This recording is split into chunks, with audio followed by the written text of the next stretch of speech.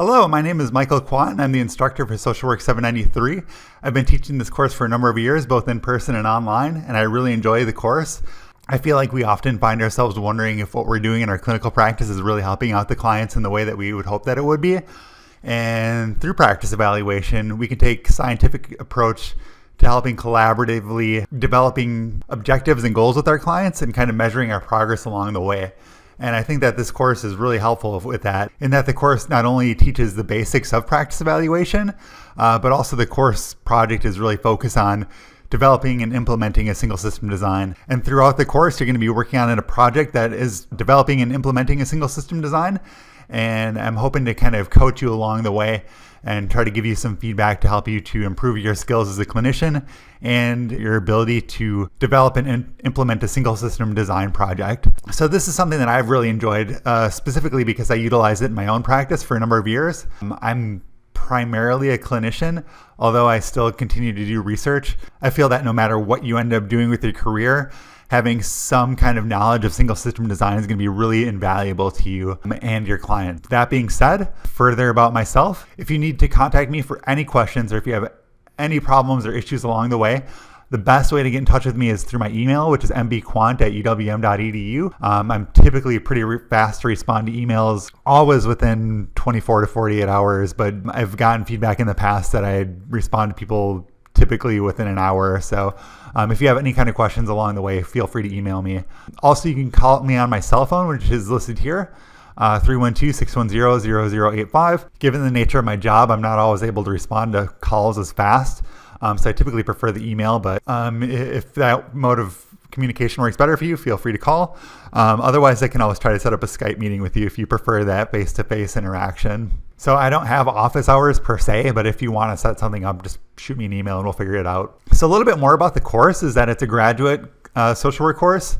Again, it fulfills the research requirements for the MSW degree, and it's intended to really enable students to develop a scientific orientation to their practice. So again, being able to quantify the work that we're doing, again, creating outcome goals and monitoring progress along the way. So the course is intended to increase students' knowledge and skills in the application of research methods and the evaluation of their own practice.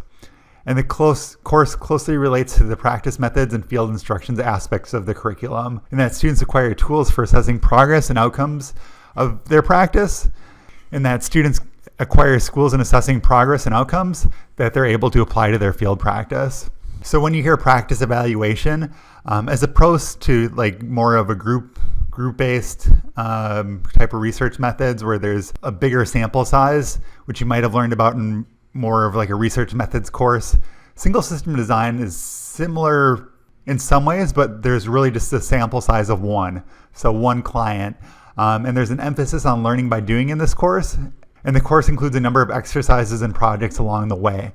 I'll talk about this later, but all of the assignments ultimately build up to you being able to develop and implement a single system design project and collect real data and really analyze it.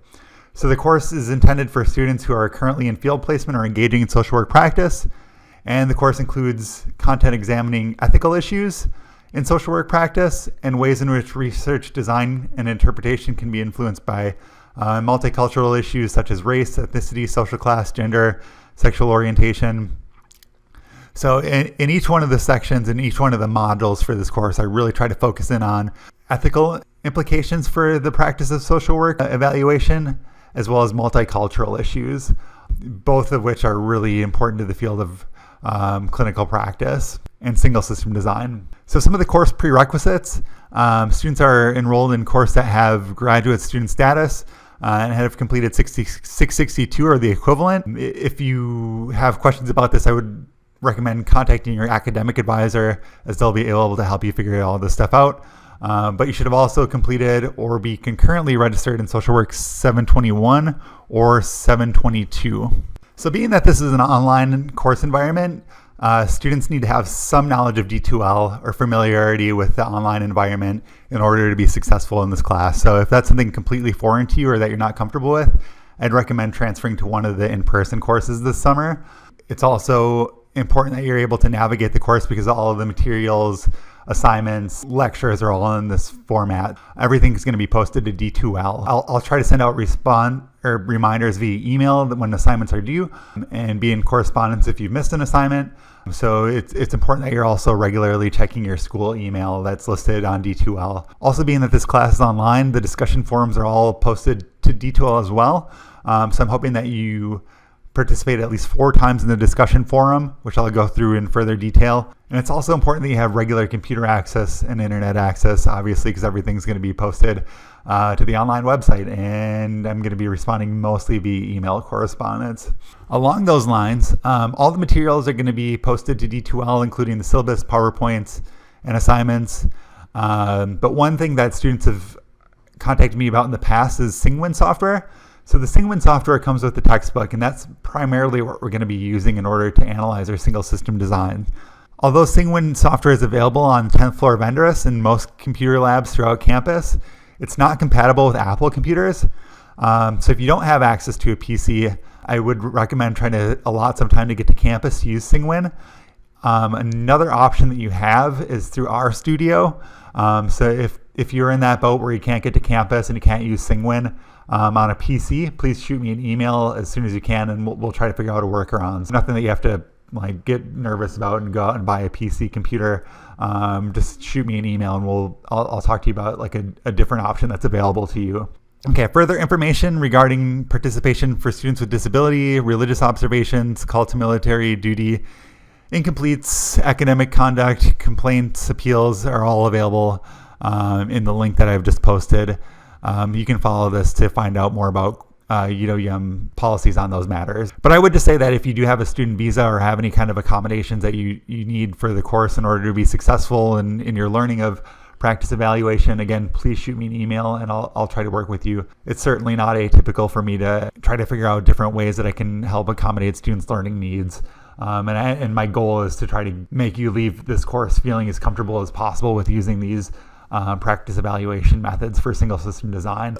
Continuing along with course goals and objectives, the social work program at UWM focuses on metropolitan social issues with a commitment to social and economic justice, cultural diversity, and empowerment of individuals, families, organizations, and communities in order to affect change. So one of the unique things about being at UWM is that we work in such a large metropolitan diverse population, and I'm hoping that this course is kind of tailored in order to help you to be successful in working with the diverse population that we serve. So the goal of the MSW program is to educate and train practitioners who demonstrate the values and ethics of the profession and who are competent for specialized practice and scholarly pursuits. The course is designed to enhance students' abilities to participate effectively in their professional roles, evaluating practice, and as consumers of practice research. So in addition to learning the course materials and applying them, I'm also hoping that you can kind of walk away from this being able to understand the research that's out there and what we know and kind of the strengths of that, and also what there is left to be learned. Towards that end, the objectives of this course are to 1, use 2 or more single system design methods for collecting and analyzing data. So I'm going to be teaching 4 different methods: standardized questionnaires, behavioral observation measures, individualized rating scales, and logs. So for your practice evaluation project, I'm hoping that you can learn at least 2 of these. Also, number 2 is to identify practice problems and identify measurable goals. So you're going to be working collaboratively with your client that you identify for your projects in order to create goals. How are you going to measure those goals, and ultimately be able to evaluate your progress along the way and to write those up in a way that can be easily understood by a third party who might be looking at what you've been doing with your practice. And it's also great to be able to share this with your clients too, because they also want to know if they're making progress. Number 3 is to specify the interventions utilized. So I want to emphasize that this course is not an interventions course, and a lot of people think that it is and feel a lot of pressure towards that. But I would just say that I want you to walk away from this course being able to find evidence-based practices that you can use with your client, but you're not going to necessarily be evaluated on the efficacy of your practice of the intervention. Number 4 is to present research results in an appropriate fashion. Although you won't be evaluated on whether or not the intervention per se is effective, you will be evaluated on your ability to write up your results in an appropriate fashion. And I'm hoping that I can help you kind of learn professional ways to write up your results in a way that can easily be understood by others. And if there's any areas for improvement, I like to provide students with as much feedback as possible so that your next project can be more successful. Number 5 is to understand the connection between evaluation research and direct practice. And number 6 is to understand how issues of multiculturalism and ethics are related to the analysis and interpretation of research findings. Okay, so the required text for the book is Bloom, Fisher, and Orm, 2009, Evaluating Practice Guidelines for the Accountable Professional, 6th edition. I've got the text for the link for the course website posted here as well. I would prefer that you purchase the textbook new because it comes with the disc for Singwin, which is what you're going to use for analyzing your project. If you do buy it used, you're kind of running the risk of getting a book without a disc. So please keep that in mind. If you purchase it used and you don't have a disc, you might have to make a trip to campus or try to get the disc from a classmate. You can install Singwin on as many computers as you wish. So please contact me as soon as possible if that becomes an issue for you. As far as grading for the course, there's 230 points possible. This is made up of 5 short assignments at 20 points each for a total of 100 points for the short assignments. I should also mention that for the short assignments, you have a chance to redo the assignment. So if for any reason there's something that you're missing or something that you can improve upon, I will provide you with an opportunity to redo the assignments for up to full credit if you make the appropriate updates to the assignment. Also, the final paper is 100 points, which is ultimately made up of components of the short assignments, which include your introduction and method section. So if you take the feedback that I've given you and made the appropriate responses and edits, part of your final paper is actually already built from your short assignments. So you should be halfway there if you've completed the short assignments successfully along the way. Also, there's the 5 Singwin activities. And although I have the preferred due dates posted here, they just need to be completed before you submit your final paper because you won't be able to do your final paper without doing these. The reason I have preferred due dates here is because I know that some people have to get to campus and may have other reasons why they're not able to get them done by those specific dates. So if you can get them done by the preferred dates, that's great, but if you can't, that's fine as well, just so long as they're done before the final paper.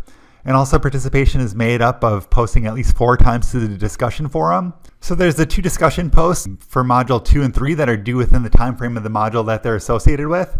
So I'd prefer that you'd get these done within the time frame of module 2 and within the time frame of module 3. But the other 2 posts, at least for the 5 points, I don't mind if they're responses, or you can post at one of the other discussion questions that I post in any of the forums. So there's not a due date per se for these, but I prefer that you'd get at least the discussion posts for module 2 and module 3 done within the time frame of those modules. All right, so your final grades are going to be determined as follows. You can read the percentages online, but feel free to ask me any questions that you have regarding the grading policy here. All right, so the course expectations are that students are required to actively participate and are graded on their discussion posts, as I discussed earlier. Students are expected to complete all the reading assignments, which are also posted below, which I'll discuss further. Students are expected to complete assignments by their due date unless they contact the instructor in advance. If you contact me in advance, I can work with you on extensions if there is a circumstance that comes up. But if you miss the deadline, I don't accept assignments past the due date. And that goes for everybody fairly across the board. So alternatives will be offered only in results of circumstances beyond the student's control, such as death, disaster, or disease. And failure to comply with these requirements will result in grades of 0 for the assignment. But if extensions are given, grades will be reduced by a full letter equivalent for 24 hours past the due date. Also, the instructor cannot accept sole responsibility of documents. So please, if you update to D2L, I've had it in the past where students have updated the wrong file and then said that they deleted it or things like. It's always good to have a backup of your files. I would encourage you to try to keep a local copy and update it to D2L so that you've got 2 copies. Students' work should be in their own word except for where they're appropriately cited. So again, follow APA style with source date, page number, if you're using direct quotations. and failure to comply with these results in grounds for plagiarism and could be failing grade or university action depending on the severity of the infraction. Number 6 here, students are expected to complete the assignment by the end of the semester. Grades of incomplete will not be given except for unusual circumstances and only when the majority of graded work is completed. So that doesn't mean if you haven't handed in anything at the end of the semester, you ask for it incomplete so that you can start the semester late. That's not how this works. If you've completed the majority of the work and something comes up at the end of the semester and you just need an extension, we can talk about it then. But this is really only given in kind of extreme or unusual circumstances. A student is expected to contact the instructor within 2 weeks of receiving a grade that they feel has been awarded unfairly. And if you need accommodations to meet requirements of the course, please contact me as soon as possible. Certainly I have students contact me with student visas or special accommodations which need to be made. Some of them don't apply to the online environment, but if there is anything that I can be helpful with as far as enhancing your learning, please let me know and I'll work with you as best as I can. Okay, so regarding the assignments, the purpose of the short assignments is for students to become familiar with elements of single system design prior to writing the course paper and beginning their final projects. I'm going to go through this in a little bit more depth in just a minute, but upon successful completion of the 5 short assignments, students should be able to have the tools necessary to complete their SSD project. So each of the short assignments are worth 20 points. You would get 15 points partial credit if the assignment is partially complete or missing something, and 0 if it's not submitted, obviously. Students who receive partial credit may redo their assignment by the next scheduled module for full credit consideration. That's one opportunity to redo the assignment for full credit. And I suppose that's only if there's like a substantial effort given on the assignment. I've only had it a couple times where students kind of have taken advantage of this and I had to enforce the one redo assignment. As far as your paper assignment, the following paper options are designed for students to collect as closely as possible real client data. The course paper is expected to be approximately 10 pages in length, double-spaced, APA format with 4 sections, and students are to select one of the following. Option 1 is to select a personal problem that a friend or family member would like to change, such as quitting smoking, exercising more frequently, and conducting a single system evaluation to measure that. In addition, written consent of the adult or assent and consent of a child parent, if working with a child, should be secured. I'd prefer that you don't work with a child for your first single system design. I would say maybe if it's your own child and you'd like to enhance study skills or something along those lines, please contact me and we can try to figure out a good plan for that. We'll also discuss how to administer written consent, and sample consent forms are provided. So I'm going to post these online. And everybody's going to need to do this regardless if it's a single system design for yourself or somebody else. Everybody's going to have to get some experience with completing assent or consent, because I'm hoping that you'll be able to apply this to your own clinical practice moving forward. Option 2 is to ask a fellow MSW student or staff member at your field placement to role play with you. But if you're going to be doing this and completing single system design with them, it's best to use a pseudonym and make sure that it's not too personal of an issue that they wouldn't want somebody else to know about the issue. And to ensure confidentiality is not broken, it's recommended that the MSW student or staff be questioned based on their experience with a number of clients, and no real client names or records should be used at any time. But option number 3, which is what most people use and probably what I'd prefer to use, would be to conduct a single system design on yourself through selecting a personal issue that you would like to change. Most often it's people want to exercise more, increase study habits, improve sleep, increase water intake. It's generally best to pick something that's easily measurable for your first single design project.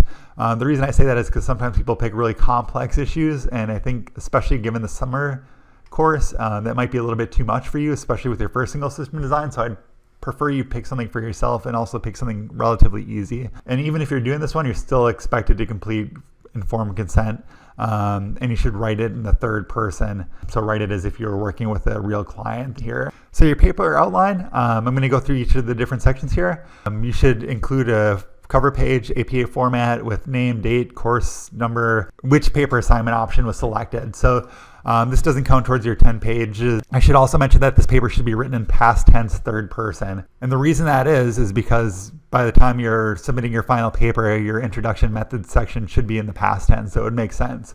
Even though as you're writing it, it can feel kind of awkward saying that I've done this already if you haven't, but if you're discussing a single system design write-up that's already completed, make sure that you switch it to past tense for your final submission. So part A is your introduction section, and you should introduce the paper by discussing several advantages of single system design as they relate to your client and practice setting. Briefly describe the client's background, and I underline briefly because I've had people write 2 to 3 pages on a client background, and I really only need about a paragraph. So specify each of the following: client's concern, problem conceptually defined, and operationally defined. And we'll find that operationally defining a problem is half the battle here. So I'll spend quite a bit of time covering this in the section because that's really kind of the crux of single system design, is being able to operationally define your problem and being able to identify in quantifiable terms what it is that you're trying to measure with your project.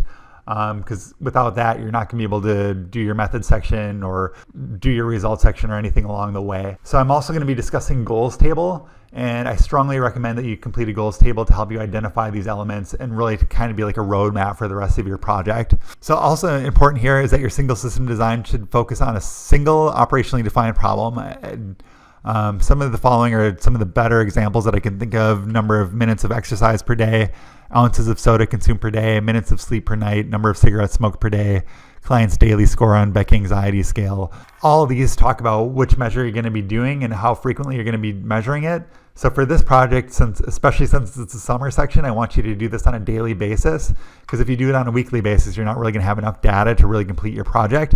So I would not only encourage you, but I would require you to measure on a daily basis. Also, measuring weight loss is not going to be an acceptable project here, because there's just really no way that you can measure that meaningfully or healthy, to be honest. So seldom do I say you can't do something, but this is an example where in years of me teaching this course, I've never had this work out, and I'm just going to say no to this project whatsoever. You can certainly measure things that are related to that proximally, but that should not be the outcome goal for this project. So again, just a couple more notes on here. Due to the brief time frame of the course, please choose daily measurement. And for options 1 or 3, identify the practice setting where your friend, client, family member, or own problem might be addressed.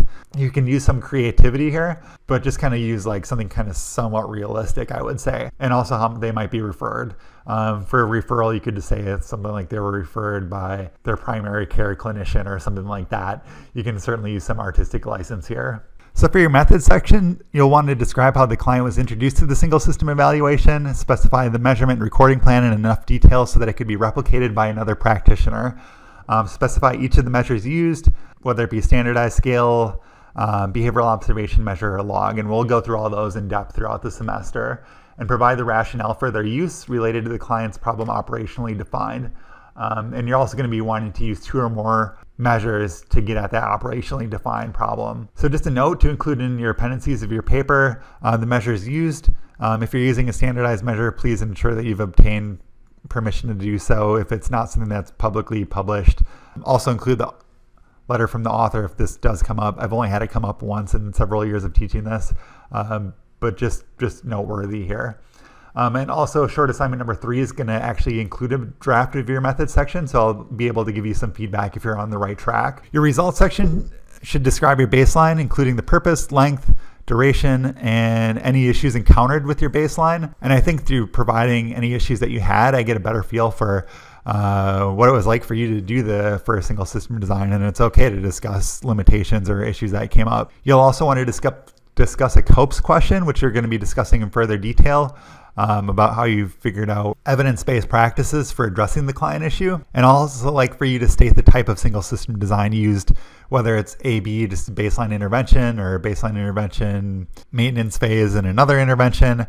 We'll be discussing this all further on later in the semester. And you'll also want to use SingWin to graph your SSD data, which will have the 5 SingWin activities that'll help you analyze and report on your data. You should also incorporate course content into writing of your graphs, including level, trend, continuity, improvement, deterioration. So not just like in a casual form, but like more of like a professional way to write up your results in your graphs. And then lastly, your discussion section, which is just 10 points, includes evaluation of the client's outcome, case determination, what you would do next, what went well, what didn't go well, and maybe what the strengths and limitations of your single system design are. Okay, so for the course schedule, this kind of mirrors the project that you're going to be completing. So section 1 is the introduction, includes the syllabus, basic characteristics of single system design, advantages of single system design, and the reading assignments are chapters 1 and 2 and the prologue, which is in the course content, but also should have been mailed to you before the course started. So you may have gotten this in your email already. Section 2 is creating your goals. So discussion of the prologue will be posted in this module, as well as short assignment number 1 and number 2. And you'll see that in module 3, which is June 5th. We'll kind of move into the measurement section. So within module 3, you should have completed discussion post 2 by here. When I've got the discussion, or when I've got the due dates, that means that that's due at the start of that module. So it should be due by 6/5. Usually every semester I get a bunch of students emailing me about when the discussion posts are due.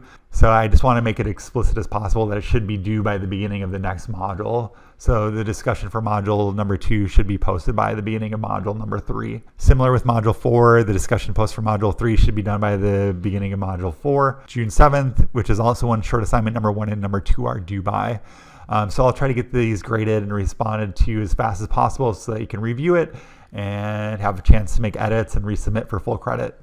And you can see that module 3, 4, and 5 are all kind of related to measurement, including development of measurement, recording plan, behavioral observation, individualized rating scales, standardized measures, logs, reactivity, and selecting measures.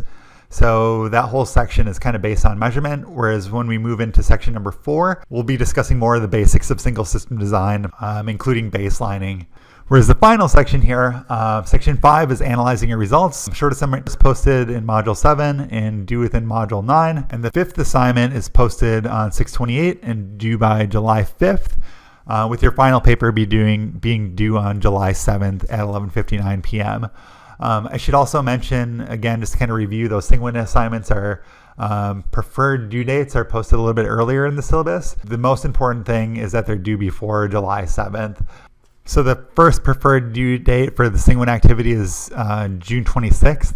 But if you can't get it done by then, for whatever reason, just make sure that you get a good start on it. Some students just come to campus and knock them all out at once, but that's definitely not expected. I should also mention every semester students ask me if they can resubmit their final paper. That's not something that's available to them. But if you do want me to review a draft of your results section or any other section along the way, you can feel free to email me that. And I'll try to give you some general feedback. With all that being said, I'll look forward to virtually meeting you all throughout the semester. And be sure to fill out the short introduction form and submit that to D2L. Again, I'll try to email that to you with a prologue before the semester starts, just so that we all kind of get off to the right start. Again, feel free to email me with any questions, and I'll look forward to a successful summer session with you. And make sure to check your emails regularly because I'll be sending out reminders throughout the semester.